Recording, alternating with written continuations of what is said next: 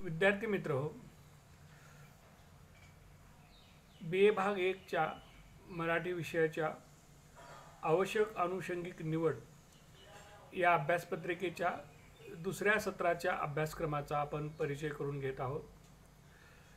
यामध्ये दुसऱ्या सत्रासाठी विद्यापीठाने निवडक कविता नेमलेल्या आहेत। शब्दसंहिता या पाठ्यपुस्तकाच्या दुसऱ्या भागामध्ये या कवितांचा समावेश केलेला आहे। आज आपण वाहरू सोनवणे यांच्या गोधड आणि चळवळ म्हणजे या दोन कवितेंचा अभ्यास करणार आहेत। वाहरू सोनवणे हे आधुनिक काळातील सध्याचे समकालीन एक महत्त्वाचे विद्रोही कवी आहेत। आदिवासी जीवन जाणीवेची आणि आदिवासींच्यावरील शोषण, दुःख, अन्याय, अत्याचार यांना वाचा फोडणारी महत्त्वाची कविता त्यांनी लिहिलेली आहे। नंदुरबार जिल्ह्यातल्या शहादा तालुक्यातील श्रीखेड येथे वाहरूंचा जन्म 1950 साली झालेला आहे। आदिवासी चळवळीतील आणि आदिवासी साहित्य प्रकारातील एक महत्त्वाचे कार्यकर्ते ते आहेत।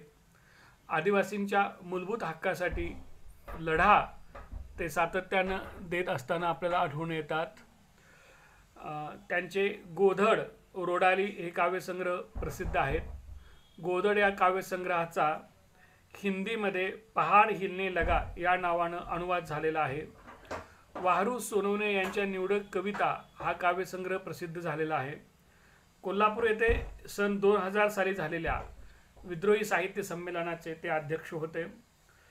5वे आदिवासी साहित्य संमेलन पालघर, परिवर्तन साहित्य संमेलन साकोली, 2रे नंदुरबार जिल्हा साहित्य संमेलन शहादा यांचे अध्यक्षस्थान त्यांनी भूषवलेले आहे। विविध सामाजिक सांस्कृतिक घडामोडींच्यावर ते भाष्य करतात। गोधड या नावाचा त्यांचा काव्यसंग्रह आहे आणि गोधड या नावाची एक कविता सुद्धा आहे। आपण आज गोधड ही त्यांची कविता आहे तिचा अभ्यास करणार आहोत। गोधड या काव्यसंग्रहाला गोधड हे नाव का दिलं या संदर्भात वाहरू सोनवणे असं म्हणतात की गोधड याचा अर्थ आदिवासींच्या व्यथा वेदना असा नाही। बरेचदा जाणकार किंवा समीक्षक अभ्यासक या गोधड या शब्दाचा चुकीचा अर्थ लावतात। ही गोधड आदिवासींच्या वेदना व्यथांची नसून सडलेल्या फाटलेल्या समाज व्यवस्थेची ही गोधड आहे आणि ती बदलण्याची आता वेळ आलेली आहे। आदिवासींची परिस्थिती ही फाटक्या मळलेल्या गोधडीप्रमाणे झालेली आहे, त्यामध्ये काही सुधारणा करता येत नाही। वर्तमान परिस्थितीत आदिवासी गुदमरून गेलेले आहेत। पिढ्यानपिढ्या अज्ञान, दारिद्र्य यामुळे त्यांचं वेगवेगळ्या पातळ्यावर अखंड शोषण होत आहे। गेल्या कित्येक पिढ्यामध्ये ही व्यवस्था तशीच आहे। आता या व्यवस्थेमध्ये जीव गुदमरतोय कारण ही व्यवस्था जीर्ण मळकट झालेली आहे। तिचा कुबट आंबट वास येत आहे। तेव्हा ही बदलायला हवी। ही व्यवस्थारूपी गोधड ही फाटलेली आहे, तिचा कुजकट आंबट वास येत आहे, म्हणून ही बदलायला हवी अशा प्रकारची भूमिका वाहरू सोनवणे यांनी घेतलेली आहे। गोधड या शब्दाचा अर्थ इथे व्यवस्था या अर्थानं आलेला आहे।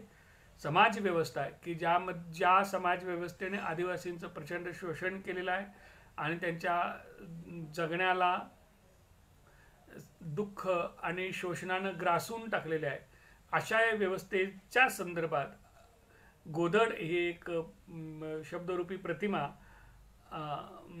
वाहरू सोनवणे यांनी वापरलेली आहे। फाटकी गोधड, आंबट वास अशा प्रतिमांचा वापर त्यांनी केलेला आहे। भारतीय समाजातल्या आदिवासींची अशा आदिवासीरूपी शोषित वंचित घटकांची वर्तमान अवस्था काय आहे हे ते गोधड या कवितेतनं मांडतात। गोधड कविता अशी आहे, मी पहिल्यांदा कविता वाचतो। गोधड, माझी फाटकी गोधड मळलेली, गोधडीतल्या गोधडीत गुदमरत राहिली। आंबट वासाने नाक खालीवर करून कुशी बदलत राहिलो। गोधडीत नाक खुपसून आंबट वास सोसत राहिलो। याच गोधडीत पूर्वज विझत गेलेत, अश्रूने गोधड भिजत गेली आणि आंबट वास आठवण देत राहिला पूर्वज दुःखांची। आजच्या वारसदारांना माझी फाटकी गोधड मळलेली. छोटीशी कविता आहे, परंतु आदिवासींच्या संदर्भात वर्तमान व्यवस्था कशी आहे ही या कवितेमधनं आलेली आहे. या वर्तमान व्यवस्थेमध्ये आदिवासी गुदमरत चाललेले आहेत. एक प्रकारे वर्तमान व्यवस्थेचा आंबट वास येतोय आणि त्यांना वासानं आदिवासींचं सगळं जगणं गुदमरून झालेलं आहे. व्यथा, वेदना, दुःख यांच्याबरोबर त्यांचं शोषण, त्यांची उपेक्षा या सगळ्यामुळं आदिवासींच्या जगण्याच्या ज्या पर्याय आहेत त्या सगळ्या शोषण आणि अन्याय अत्याचारानं ग्रासून गेलेल्या आहेत. उपेक्षेनं त्यांचं सगळं जीवन काळवंडलेलं आहे. आणि म्हणून वर्तमान जी व्यवस्था आहे की ज्या व्यवस्थेनं आदिवासींचं शोषण केलेलं आहे, त्यांच्यावर अन्याय अत्याचार केलेला आहे, ही सगळी व्यवस्थारूपी गोधड बदलण्याची गरज आहे. ती आता जुनी झालेली आहे. तिचा आंबट कुजकट वास येतोय आणि या वासात जे आदिवासी आहेत ह्या व्यवस्थारूपी गोधडीमध्ये आदिवासींचं सगळं जगणं असं कुचंबून गेलेलं आहे. म्हणून या आंबट वास येणाऱ्या या गोधडीतनं आता म्हणजे व्यवस्थेतनं बाहेर पडलं पाहिजे. याच गोधडीत पूर्वज विझून गेलेत.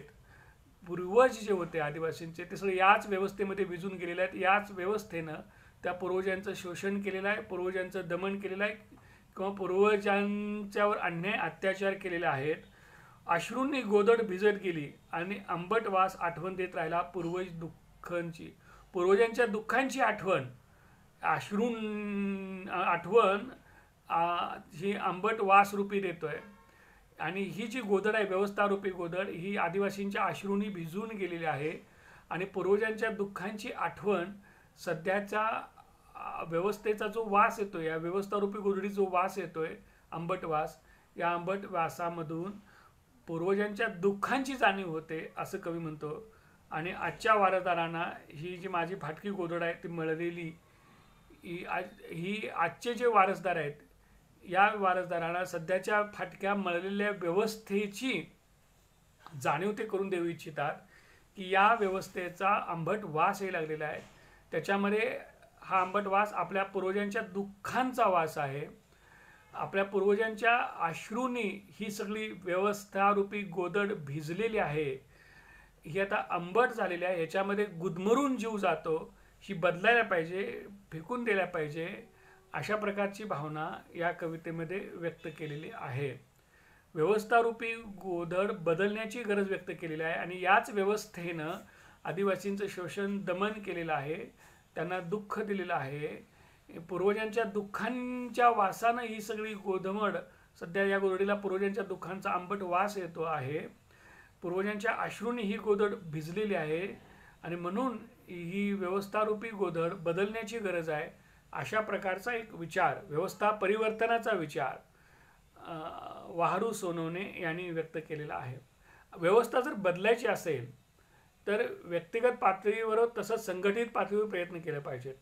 संघटित पातळीवर प्रयत्न करणं म्हणजे चळवळ उभा करणं, लढा उभा करणं. आणि चळवळ ही व्यवस्था परिवर्तनासाठी होत असते. चळवळ म्हणजे नेमकं असतं तरी काय, या संदर्भात एक कविताच, महत्त्वाची कविता वाहरू सोनवणे यांची आहे. कवितेचं नाव आहे चळवळ म्हणजे. ते कवितेत असं म्हणतात की चळवळ म्हणजे काही 2-5 दिवसांची जत्रा नव्हे की नदीला आलेला महापूर नव्हे. चळवळ म्हणजे माणुसकीचा गाभा, सतत विकसित होत जाणारा प्रवाह. प्रवाह तो मातीच्या कणाकणातून पाझरतो, लहान मोठ्या झऱ्यांना जोडतो, सामावून घेतो. हा तो प्रवाह जो थांबत नाही, दगड टाकून अडवले अडत नाही, वळणे घेत खडक चट्टाने फोडत, असमानतेतून वाट काढत, समतोल महासागराकडे गतिमान होत असतो. अरे भल्या माणसा, तेवढाच त्याला ध्यास असतो, तेवढाच त्याला ध्यास असतो. खूप चांगली ही कविता आहे. चळवळ म्हणजे काय, सामाजिक परिवर्तनाच्या चळवळी म्हणजे काय, व्यवस्था परिवर्तनाची चळवळ म्हणजे काय, किंवा परिवर्तनवादी चळवळ म्हणजे काय, याचा एक नेमका आशय वाहरू सोनवणे यांनी या कवितेमध्ये व्यक्त केलेला आहे. चळवळ म्हणजे काही 2-5 दिवसांची जत्रा नव्हे की नदीला आलेला महापूर नव्हे असं ते म्हणतात. जत्रा ही एखाद्या विशिष्ट दिवशी विशिष्ट कारण प्रसंगानं भरत असते आणि जत्रेला हौसे नवसे गवसे सगळे आलेले असतात. 2-5 दिवसासाठी जत्रा असते आणि तिथं गर्दीच गर्दी असते आणि तिथं केवळ मौज मजा करणं हे जत्रेचं एक उद्दिष्ट असतं किंवा ज्या निमित्तानं ती जत्रा भरत असते त्या निमित्तानं घटना तिथं घडत असतात. तर ही चळवळ म्हणजे कुठली 2-5 दिवसांची जत्रा नव्हे की कुणी हौशा नौशा गौशाने यावं आणि चळवळीमध्ये 2-5 दिवस सामील व्हावं अशी जत्रा नव्हे. चळवळ ही उद्दिष्टानं चालत असते. तिचा मागे हेतू असतो, विचार असतो, विचारानं प्रेरित झालेली माणसं असतात. चळवळीचं एक ध्येय असतं आणि ते ध्येय साध्य करायचं साधन म्हणून ही चळवळ काम करत असते. चळवळीत काम करणाऱ्या लोकांना कार्यकर्ते असं म्हणतात. हे कार्यकर्त्यांना एक विशिष्ट विचार असतो, भूमिका असते. त्या भूमिकेचं विचारांचं एक तत्वज्ञान असतं आणि त्या तत्वज्ञानानुसार चळवळ काम करत असते आणि आपल्या उद्दिष्टाच्या प्राप्तीसाठी ती काम करत असते. चळवळ म्हणजे नदीला आलेला महापूर सुद्धा नव्हे. म्हणजे पाऊस धोधो पडला की नदीला पूर येतो आणि अवतीभोवतीचं कवेत घेत तो पुढे जातो. असा अचानक आलेला पूर म्हणजे चळवळ नव्हे. पूर जसा अचानक येतो आणि पुन्हा 4-2 दिवसांनी नाहीसा होतो तसं अचानक आलेली गर्दी म्हणजे चळवळ नसते. म्हणजे कधीही कुणाला वाटलं आणि चळवळीत सामील झालो असं होत नाही, असं होऊ नये. चळवळ म्हणजे मग काय? चळवळ म्हणजे जत्रा नव्हे, चळवळ म्हणजे महापूर नव्हे, कुठल्याही तात्कालिक गोष्टीवर चळवळ घडत नसते. कोणीही हौशा नौशा गौशाच्या तिथं येण्यानं चळवळ आकाराला येत नाही. मग चळवळ म्हणजे नेमकं काय? वाहरू असं म्हणतात, चळवळ म्हणजे माणुसकीचा गाभा सतत विकसित होत जाणारा प्रवाह. चळवळ म्हणजे माणुसकीचा गाभा आहे. हे खूप महत्त्वाचे शब्द आहेत. माणुसकीचा गाभा आणि सतत विकसित होत जाणारा, पुढं जाणारा आणि पुढं जात असताना विकसित होत जाणारा प्रवाह आहे. माणुसकीचा तो प्रवाह आहे. अशी चळवळीची व्याख्या वाहरूने केलेली आहे आणि खूप महत्त्वाची आहे. माणुसकीचा गाभा आणि विकसित होत जाणारा प्रवाह म्हणजे चळवळ असं ते म्हणतात. हा असा प्रवाह आहे की तो मातीच्या कणाकणातनं पाझरतो, लहान मोठ्या झऱ्यांना जोडतो, सामावून घेतो. एखादा पाण्याचा प्रवाह जसा लहान मोठ्या झऱ्यांना जोडतो, सामावून घेतो आणि मोठा होत पुढे जात असतो, तशी ही चळवळ आहे. ही माणसात पाझरते. माणसाच्या मनात अणुअणूत रेणूत हा चळवळीचा विचार पाझरतो, परिवर्तनाचा विचार पाझरत असतो. लहान मोठ्या झऱ्यांना, प्रवाहांना, लहान मोठ्या लढ्यांना, लहान मोठ्या चळवळींना ही चळवळ आपल्याशी जोडते, सामावून घेते आणि परिवर्तनाची ही चळवळ मोठी होत पुढे जात असते. हा तो प्रवाह आहे की जो थांबत नाही. दगड टाकून अडवलं तरी अडत नाही. अडचणी, संकट, आपत्ती कुणी चळवळीच्या वाटेत आणायचा प्रयत्न केला, दगड टाकून जसा प्रवाह अडवायचा प्रयत्न केला तरी प्रवाह थांबत नसतो. तशा अडचणी, आपत्ती, संकट आणायचा प्रयत्न केला कुणी किंवा तशी आणली तरी हा चळवळीचा प्रवाह थांबत नाही. तो वळण घेत, त्या अडचणीतून वाट काढत, मार्ग काढत, खडकं चट्टानं फोडत, असमानतेतून वाट काढत समतोल महासागराकडे गतिमान होत असतो. विषमतेकडून, असमानतेकडून समतेकडे हा चळवळीचा प्रवाह वाहत असतो. चळवळीच्या प्रवाहाची दिशा कशी आहे पहा. विषमतेकडून समतेकडे आहे, अन्यायाकडून न्यायाकडे आहे, पुढे विकसित होणं जाणारे. जसा एखादा प्रवाह उगम पावलेल्या स्थानापासून महासागराकडे वाहत असतो, तशी ही चळवळ आहे. ही चळवळ असमानतेकडून वाट काढत समतेकडे जात असते, समतेच्या महासागराकडे गतिमान होत असते.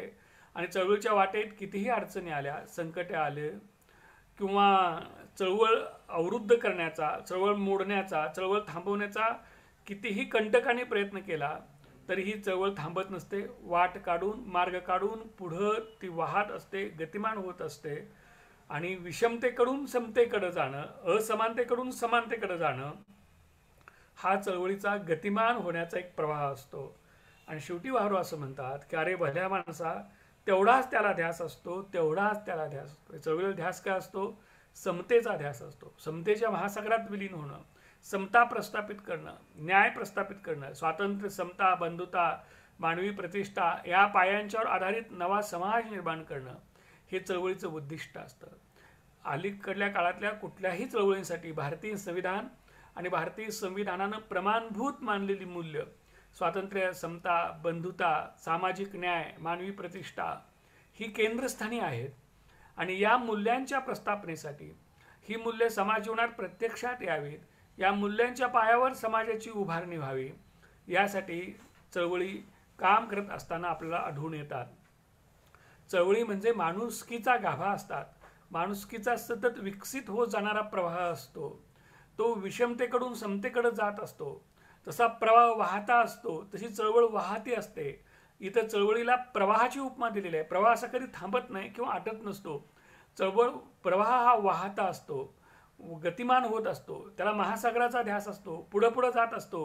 किती अडी अडचणी आल्या, संकट आली, चट्टानमध्ये आडवं आलं तरी प्रवाह त्याच्यामध्ये वाट काढत पुढे जात असतो.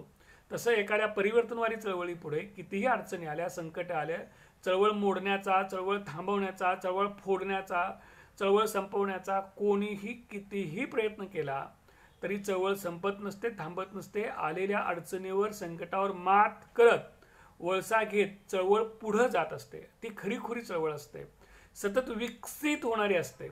पहिल्यांदा एक उद्दिष्ट घेतली आणि तीच उद्दिष्ट ठेवून काम करते असंही नाही. काळानुसार उद्दिष्टामध्ये सुद्धा भर पडू जाऊ शकते.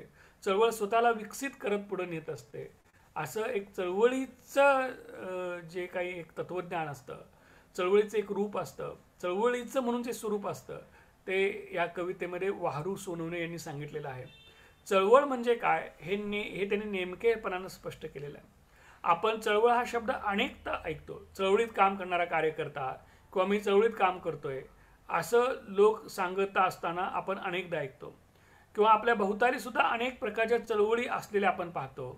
परंतु चळवळ म्हणजे नेमकं काय ह्याची एक सुस्पष्ट अशी भूमिका किंवा सुस्पष्ट अशी मांडणी इथं वाहरू सोनवणे यांनी केलेली आहे. चळवळ म्हणजे काही 2-5 दिवसांची जत्रा नव्हे किंवा नदीला आलेला महापूर नव्हे. चळवळ म्हणजे माणुसकीचा गाभा, सतत विकसित होत असणारा प्रवाह. चळवळ म्हणजे कुठलीही तात्कालिक गोष्ट नव्हे. एखाद्या जत्रेमध्ये जसे हौशे नवशे गवशे लोक येतात तसेच तसं चळवळीमध्ये सुद्धा हौशे नवशे गवशे येणं आणि तिथं गर्दी त्यांनी करणं म्हणजे चळवळ नव्हे. किंवा जसा नदीला महापूर येतो तसं एकदम गर्दी लोटणं म्हणजे चळवळ किंवा लढा नव्हे. तर चळवळ म्हणजे माणुसकीचा गाभा. आपल्याला माणसाचा गाभा शोधायचा आहे. माणुसकी म्हणजे माणसाला माणसाविषयी असणारी जी आस्था, प्रेम, भावना, संवेदना असतात त्याला माणुसकी म्हणतात. माणसाला इतरांच्या विषयी असणारी जी जाणीव असते, संवेदनशीलता असते, आत्मीयता असते, आस्थेपणा असते आणि जी कृतीतनं पाझरते तिला माणुसकी म्हणतात. तर या माणुसकीचा सतत विकसित होत जाणारा प्रवाह म्हणजे चळवळ. अशी चळवळीचे अतिशय नेमकी आणि समर्पक अशी व्याख्या वाहरूने केलेली आहे. आणि हे सगळे चळवळ मातीच्या कणाकणातून हा चळवळीचा प्रभाव पाझरत असतो. इथं असणाऱ्या प्रत्येक गोष्टीवर चळवळीचा प्रभाव पडत असतो, परिणाम होत असतो. लहान मोठ्या झऱ्यांना जोडून सामावून घेऊन चळवळ पुढे जात असते. लहान मोठ्या प्रवाहांना, लहान मोठ्या व्यक्तींना, संघटनांना, संस्थांना, कार्यकर्त्यांना, लहान मोठ्या लढ्यांना, चळवळींना ही चळवळ आपल्यात सामावते, जोडत असते एकमेकांना. आणि चळवळीचा एक मोठा बृहत प्रवाह तयार होतो. एक मोठी परिवर्तनाची चळवळ आकारला येत असते. कोणत्याही मोठ्या परिवर्तनवादी चळवळीच्या पोटामध्ये छोट्या छोट्या अनेक चळवळींची वर्तुळं असतात. आणि या सगळ्या छोट्या छोट्या परिवर्तनवादी चळवळींनी मिळूनच सामाजिक परिवर्तनाची एक मोठी चळवळ, एक मोठा लढा आकाराला येत असतो आणि समाजामध्ये प्रत्यक्ष परिवर्तन होत असतं. या चळवळी थांबवण्याचा, अडवण्याचा, संपवण्याचा कोणी कितीही प्रयत्न केला तर या चळवळी थांबत नसतात. त्या असमानतेकडून समानतेच्या महासागराकडे सतत वाहत असतात आणि त्यांना समानता प्रस्थापित करणं, समता प्रस्थापित करणं हाच त्यांचा ध्यास असतो. त्यासाठी त्यांचा जन्म असतो, त्यासाठी त्यात कार्यरत असतात. अशी चळवळीची एक परिवर्तनाची भूमिका कशी असते, चळवळीचा गाभा काय असतो, चळवळ कशासाठी गतिमान झाली असते, कोणत्या दिशेने चळवळ कार्यरत झाली असते, चळवळीचं जिवंतपण किंवा चळवळीचं असणं म्हणजे काय असतं, या संदर्भातली अतिशय मौलिक आणि नेमकी मांडणी वाहरू सोनवणे यांनी केलेली आहे. गोधड आणि चळवळ म्हणजे या 2 कविता वारूंच्या अतिशय महत्त्वाच्या आहेत. गोधड या कवितेमध्ये सध्याची जी समकालीन व्यवस्था आहे ती कशी कुजलेली आहे, आंबट झालेली आहे, सडलेली आहे आणि ती बदलण्याची कशी गरज आहे, या सध्याच्या व्यवस्थेमध्ये आदिवासींच्या दुःखांचा आणि अश्रूंचा पूर कसा आलेला आहे हे त्यांनी मांडलेलं आहे. आणि ती व्यवस्था परिवर्तनाची आच व्यक्त केलेली आहे. आणि दुसऱ्या चळवळ या कवितेमध्ये व्यवस्था परिवर्तनासाठी काम करणारी चळवळ म्हणजे काय, ती कशी असते, चळवळीची उद्दिष्ट, तत्वज्ञान किंवा चळवळीची संकल्पना काय असते आणि चळवळ कोणत्या उद्दिष्टासाठी काम करत असते, कशी वाहत असते, यावर महत्त्वाचं भाष्य या कवितेतून केलेलं आहे. धन्यवाद.